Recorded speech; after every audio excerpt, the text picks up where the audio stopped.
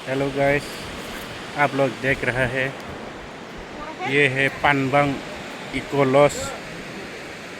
इस लॉज के नीचे पूरा मानस रिवर बह रहा है।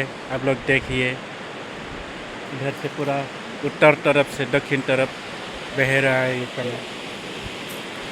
देखिए आप लोग, कितना सुंदर है।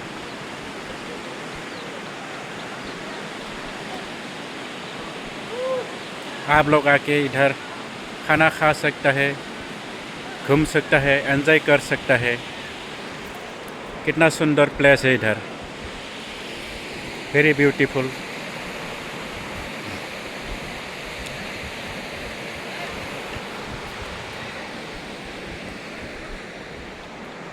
Thank you guys, thank you. आप लोग मेरा चैनल को सब्सक्राइब और लाइक कीजिए। Thank you, thank you.